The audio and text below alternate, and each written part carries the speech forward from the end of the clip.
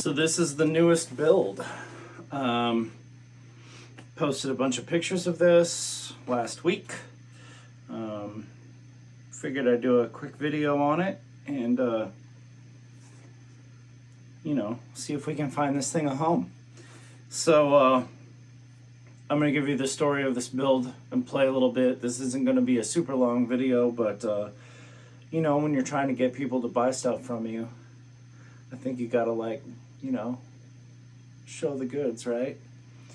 So this is a mahogany body with a composite top that has a flame maple veneer on it.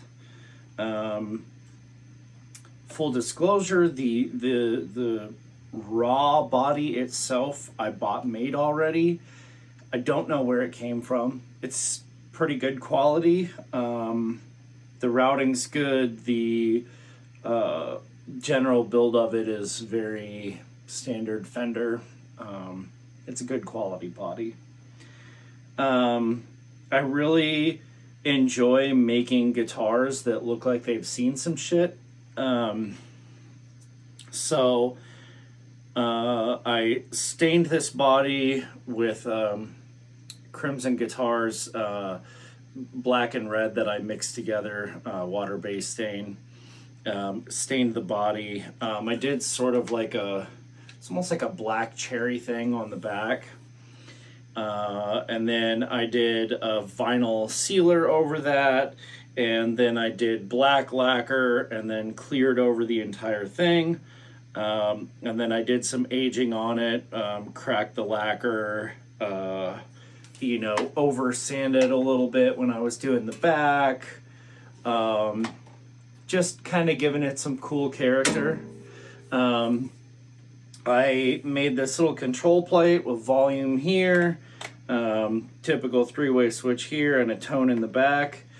There's a Seymour Duncan Pearly Gates humbucker and a custom wound Tele bridge pickup that I had in my stash, and it's a good pickup. I pulled it out of an expensive custom guitar where somebody wanted a hotter, more modern metal pickup, whereas this is a very sort of quacky, vintage, bright bridge pickup. So it's good quality, hand wound in America by somebody. I honestly don't know, but it's a good pickup. This is just your bog standard string through body, brass ferrules in the back, with sort of your standard Fender saddle arrangement. These are Geiger. They're gold plated, but they're actually brass, and they've got little sort of roller inserts in them, just to minimize string breakage here, and if you're doing a lot of bending and stuff, it just keeps everything real smooth down there. This neck is ambrosia maple. Ambrosia maple comes from trees where the ambrosia beetle has made its way into the tree and created streaks in the wood. It's a fairly stable wood, although it's much lighter typically. And I wanted to make sure this neck was going to be stable, so through the center of it is some well-dried, seasoned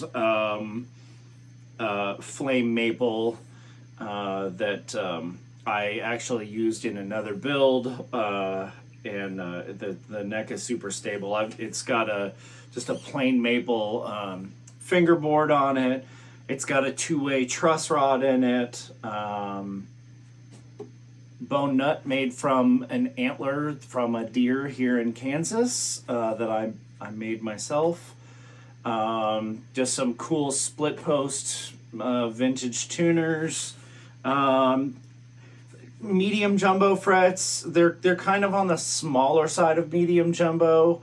They're a tiny bit bigger than Mexican Fender, but I think smaller than American Fender would be. I used a different brand of fret than I usually do, but I was pretty happy with the workability of them. I dig them. clay dots in here that I made with the little offset just because I think it's cool. The headstock has, so the entire neck, you'll notice it looks almost dirty. That's actually driftwood color stain, which is sort of like a gray stain that you can buy. I just thought it would look cool with the sort of aged body. And then the front and back of the headstock got clear lacquer, just to keep it looking good. And then the neck itself got Crimson Guitars penetrating guitar finish oil, as did the fingerboard itself. It's a straight 12-inch radius, and no string tree required. These are actually, I don't know if it'll even show up on camera, but these are staggered. So these are really low, so there's enough break angle there that I'm not getting any noise, which is pretty cool. So, all that being said, I'm just gonna play some random stuff as anyone who watches my videos knows me to do. I don't plan out anything. I've got my little 5E3 build here that's been sitting here getting nice and warm. I'll turn random pedals off and on. Mostly just compressor and maybe some drive. Right now, nothing is on. So I'm going to give you, you're just going to have to look. I'm not going to go edit this and put in what pickup I'm using. Just know that when I'm back, this is bridge, this is both, and this is neck. And I'll do some tones in each position and add in some effects here and there so you can hear what they sound like.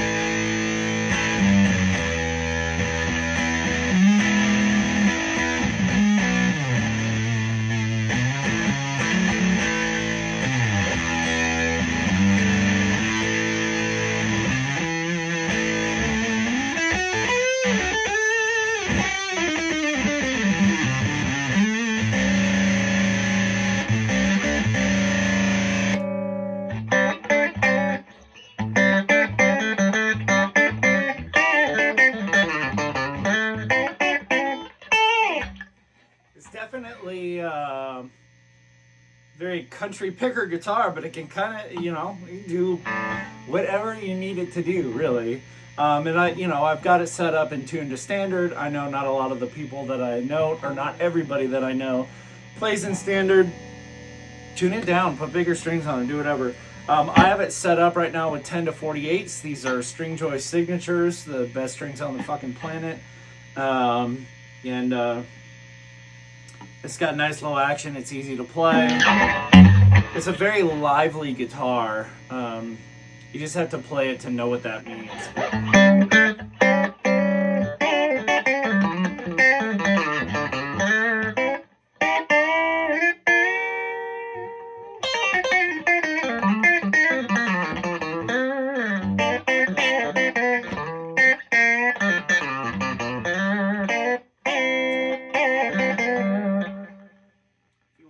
Get into some like super country licks.